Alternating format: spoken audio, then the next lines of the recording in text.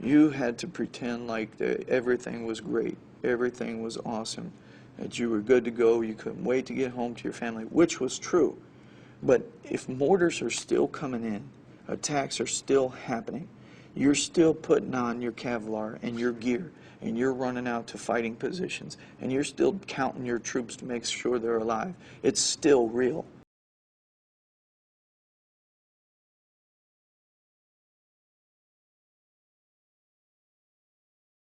I got all these things going on. You know how easier it would have been for me if I could have been able to drive up to the hospital in civilian clothes where it wouldn't have been against my career to say, hey, look, my wife told me she doesn't love me.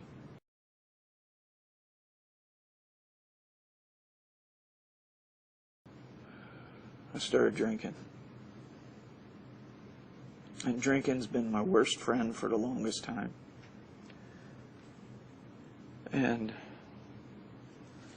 no one believes this, but I never got physical with Tara. I never did. I was different. I'd punched out windshields before. I had thrown keys through walls and stuff like that.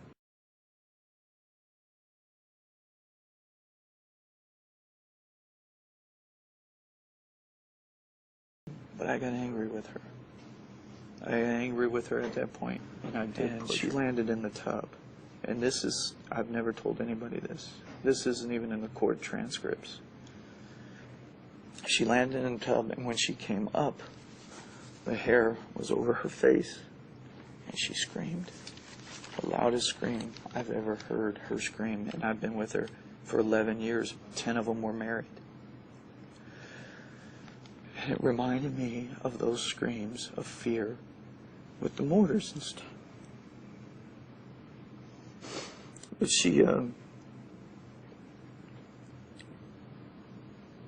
I grabbed her, and she bumped her head bad. And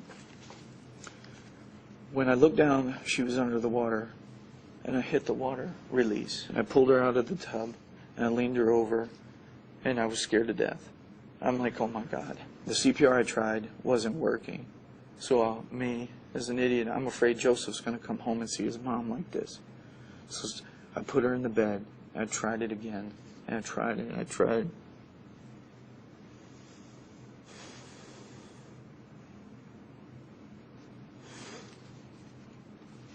My reaction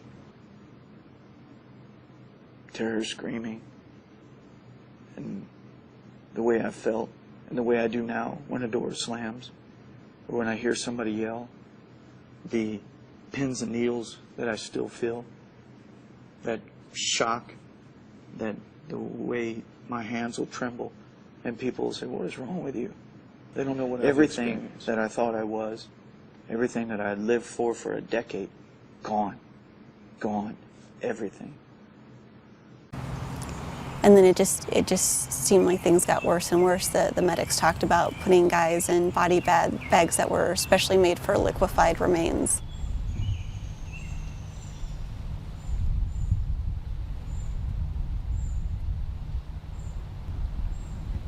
And I know that a lot of them are dealing with mental health issues. You know, they call and they tell me what's going on.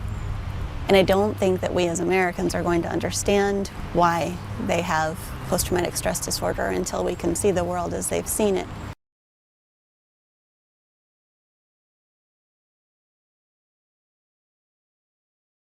But not understanding where it comes from.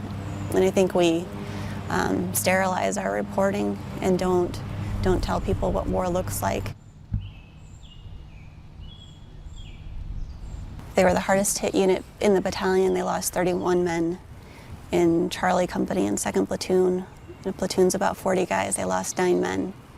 And they had a 19-year-old friend, Ross McGinnis, who everyone just loved. He was silly. They were driving through the streets of Ottomia, and a 13-year-old kid, paid $50, throws a grenade into the turret of their Humvee, and Ross sees it go down. And he yells, "Grenade!" And nobody else sees it. And everyone's yelling, "Where is it? Where is it?" And Ross is the only one that can see it, so he's chasing it down through the turret. He can hear it, and he's chasing it down. He followed it down back into the Humvee and threw himself against it and saved 4 of his friends. But those four friends, you talk about living every day of their life for Ross now, but they also think a lot about what they could have done to save him. It haunts them every day. For me, I wasn't watching my friends die. I was watching guys I just met, and these guys had so strongly bonded, and I don't think I understood that part of PTSD. It's not just killing, and it's not just seeing blood. It's knowing the people. It's losing your family members and watching them die horrifically.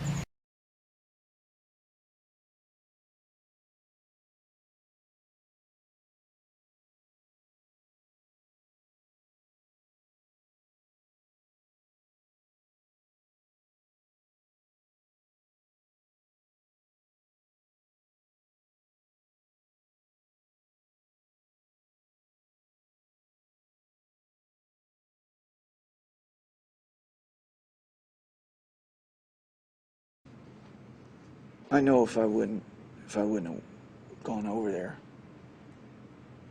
I know I'd still be married to Tara. I know that for certain.